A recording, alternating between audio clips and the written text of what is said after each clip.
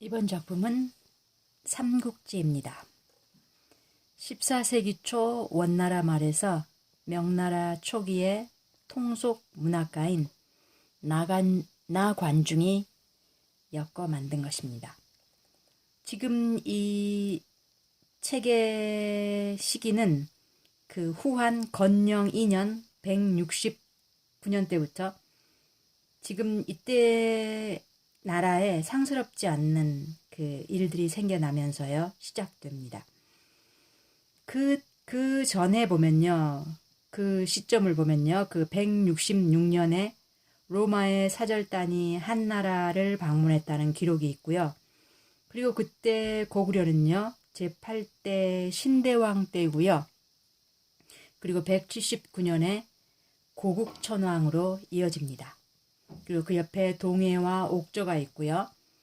그리고 나중에 그 220년에 한나라가 멸망하고 위촉오로 갈라지면서 본격적으로 삼국지가 시작됩니다. 지금 이때는요, 그 낙양에, 수도 그 낙양에 자연재해가 일어나고요. 지진이 일어나고, 그리고 해일이 일어나 해변에 그 사는 많은 백성들이 죽고요.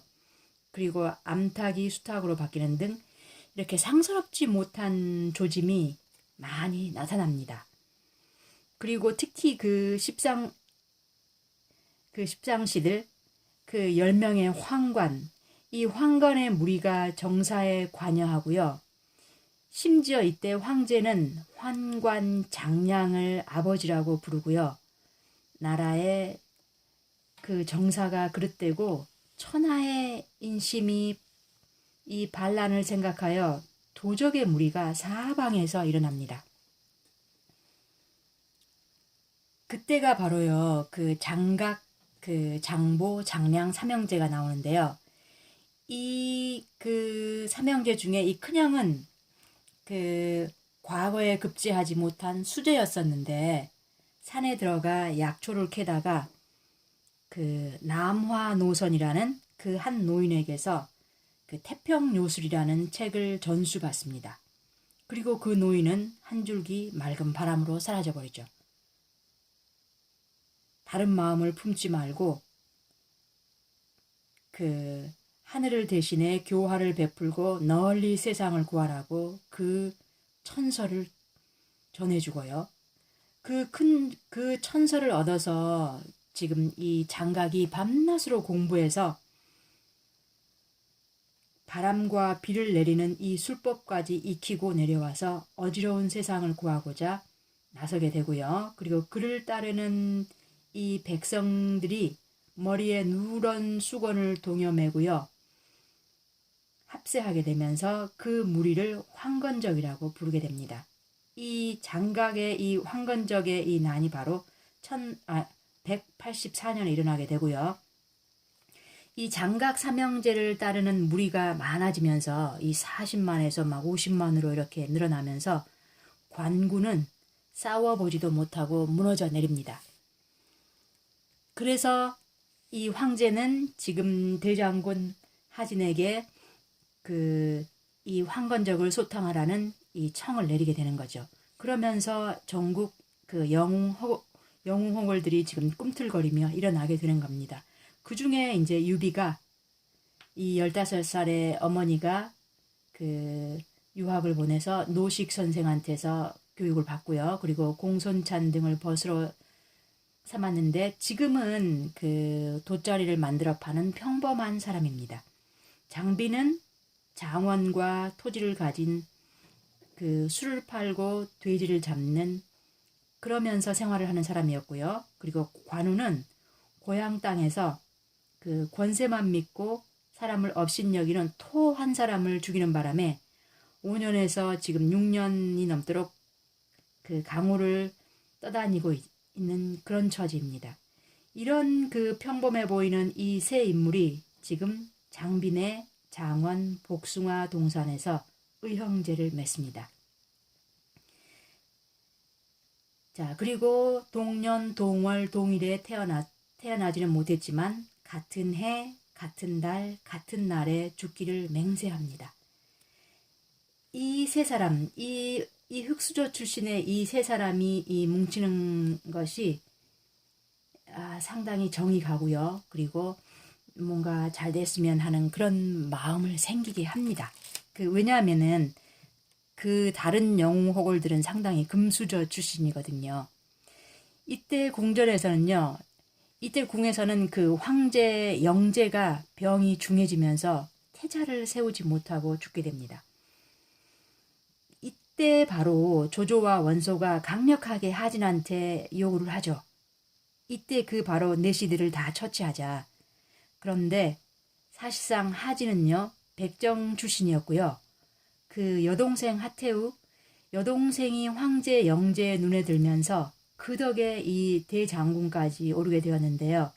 지략과 비전이 부족한 인물입니다. 그런데 지금 이렇게 황제가 죽자 지금 이 두 태우, 동태우와 이 하태우가 서로 자기 편의 황제로 삼으려고 암투를 벌이고 있습니다. 하태우는 자신의 아들이 아닌 그 왕미인의 아들 협을 황제로 세우려고 하고요. 동태우가요. 그리고 하태우는 자기 아들 그 변을 그 태자로 삼아서 황제로 지금 세우려고 하는 거죠. 자, 그런데 일단 이 처음에는 동태우가 일단 권세를 잡게 돼요. 왜냐하면은 그 하태우의 아들이 황제가 되기는 하지만 그 나이가 너무 어려서 그 궁에서 나이가 가장 많은 이 동태우가 수령 청정을 하게 되는데 이것도요 그 환관 그 장량의 계교였어요. 그러면서 동태우가 권세를 마음대로 휘두르는 거거든요. 그러나 하진의 개입으로 오래가지 못하고 동태우도 독살당해요. 그래서 그 권세가 다시 하태우에게 넘어오는데 그 십상시 무리들이 이 하태우를 마음대로 조종하면서 또다시 이 황제의 총애를 받고 이때 원소는 강력하게 요구하죠. 황관의 무리를 쓸어버리자고. 그런데 이 조조나 원소 이런 그 요구를 하진은 무시하고요. 새로운 힘, 동탁을 새로운 전국의 군사들을 불러 모으자. 그래서 동탁을 불러들이는 거죠. 그때 노식이나 원소, 조조가 강력하게 반대하거든요. 그런데 하진은 불러들이죠.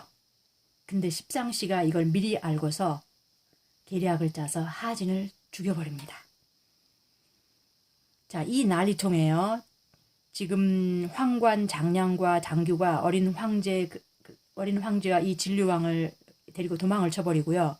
그리고 일단 조조는 하태우를 모셔서 나라를 섭정하게 하고 원소는 십상시의 이 과족들과 남녀노소 구분하지 않고 다 죽여버립니다.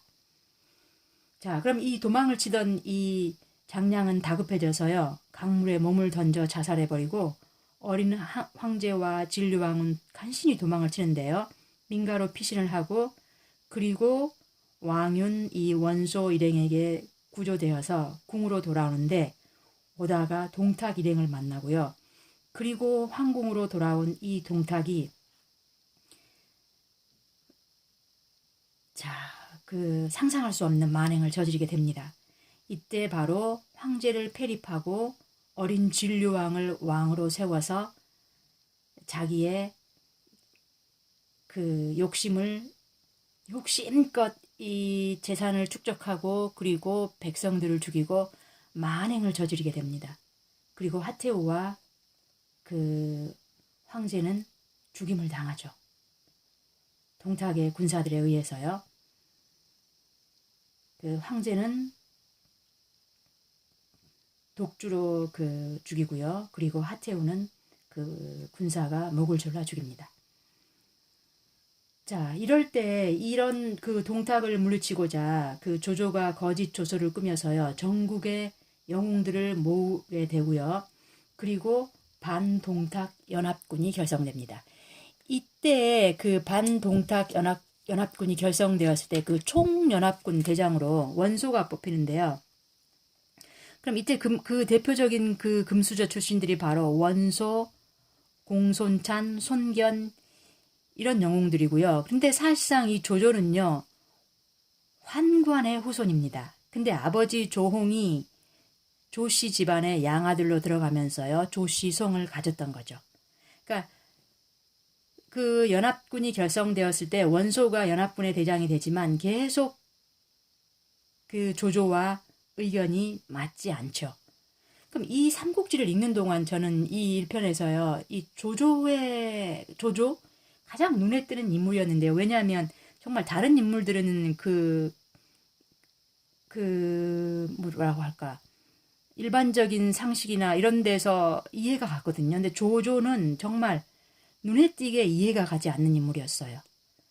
그러니까 이해가 가지 않는다는 게 그 판단력이 그 상상을 불허하는. 처음에 이 조조가요, 그 조정에 그 동탁이 들어왔을 때요, 그 동탁의 마음을 사기 위해 동탁편에서 이 끈끈한 관계를 유지해요. 근데 그게 왜 그랬냐면 동탁을 죽이려는 그 자기 마음속에 이 계획이 있었거든요. 그럴 때 그런 같은 뜻을 가진 왕윤에게서 보검을 받아서 동탁을 죽일 기회만 노리고 있는 거예요. 근데 정말 동탁이 잠이 들어서 죽이려고 칼을 뽑았는데 그 순간 칼을 빼든 그 모습을 동탁이 거울에 비친 모습을 본 거예요. 그럴 때 조조가 표정을 싹 바꾸고 이 보검을 지금 승상께 바치려고 한다. 이렇게 하고 그 순간을 벗어나거든요. 이 임기응변과 그리고 조조의 말솜씨, 표정관리, 동탁도 속아 넘어가죠. 나중에 의심이 간 이 동탁이 이미 조조가 도망을 쳤을 때 전국 수배령을 내리고요. 그러고 이제 지금 조조는 이제 이 도주 중에 진궁의 도움을 받고 그리고 아버지의 그 친한 친구 여백사의 집까지 피신해 가거든요. 이때 맨발로 반기는 이 여백사는 조조를 대접하려고 술을 사러 가요. 근데 그 사이에 잠깐 쉬고 있는데 조조의 그 귀에 부엌 쪽에서 칼을 가는 소리와 함께 뭐 소곤소곤 하는 소리가 들리는데 가만히 들어보니 뭐 묶어서 죽일까 뭐 단칼에 죽일까 이런 속삭임이 들려오는 거예요. 근데 그 순간 이 생명의 위협을 느낀 조조가 곧바로 뛰어들어서 거기 있던 그 여백사의 가솔들을 모조리 죽여버려요. 한순간이었죠. 자, 근데 즉시 여백사의 집을 도망쳐 나오고요. 가던 길에 그 술을 사러 갔던 여백사가 돌아와요. 그러면서 여백사를 보고 자, 거기서 천연스럽게 작별 인사를 고하죠. 그리고 돌아서려는 여백사를 칼로 내리쳐요. 지금 이 조조를 흠모에 따라가던 진궁이 하얗게 질려서 어떻게 여백사까지 죽일 수가 있느냐 이렇게 했을 때 만약 이 여백사가 집에 돌아가서 자신의 그 식솔들이 모두 죽은 걸 보고 어떻게 할 것 같으냐. 아무리 나의 아버지와 친분이 있다고 하지만 나를 고발하지 않겠느냐. 그러면 우리가 화를 입지 않겠느냐 이런 말이에요. 그래서 다른 방도가 없었다. 그 순간의 그 찰나의 결정이었죠.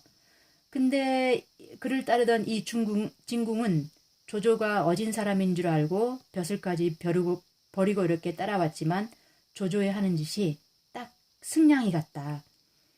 이놈은 승냥이 같다. 이렇게 해서 그를 떠나버리는 거예요. 이 조조는요, 이렇게 보면은 보통 사람을 능가하는 이 판단력과 이 행동력, 이게 눈에 확 띄어요.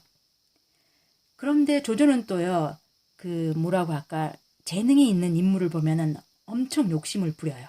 그래서 뭐 하우돈, 전위 이런 인물들을 끌어들이고요. 그리고 그런 인물들을 후하게 대접해요. 그리고 자기의 책사들의 말을 들을 줄 알아요. 근데 사실상 여기서 자기의 그 책략가들의 말을 듣지 못하는 그러한 그러한 사람들도 많이 보여요. 그럼 여기에 반해서 유비는 진짜 너무나 조심성 있고요. 배려심 깊고 그리고 인한 인물인 게 들어와요.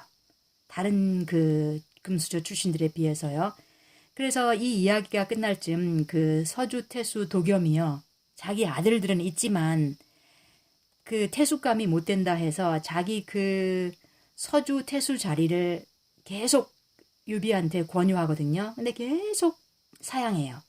그러다가 결국 도겸이 죽으면서 그걸 유언으로 남기고요. 그리고 그래도 받아들이지 않았는데 서주 백성들이 몰려와서 땅에 엎드려 통곡하자 그때 받아들여요. 지금 이 유비 삼형제는 떠도는 신세거든요. 그래서 사실상 이 서주 태수 자리가 거의 로또 당첨인데 근데 그걸 끝까지 거절하더라고요. 그래서 그런 용기 그런 게 눈에 확 또 보였어요. 왜 그러냐면요. 그 금수저 출신의 이 손견 공손찬 이 원소가 하는 행동에 비하면 그 거의 그 사람들의 눈에는 거의 설명할 수 없죠. 이 정도의 그 유비의 용기가요. 이렇게 흥미로운 인물들이 정말 많이 나와서 이게 2권에서 어떻게 이어질지 정말 그 기대가 돼요. 그럼 삼국지 1권은 여기에서 끝마치겠습니다. 지금까지 들어주셔서 고맙습니다.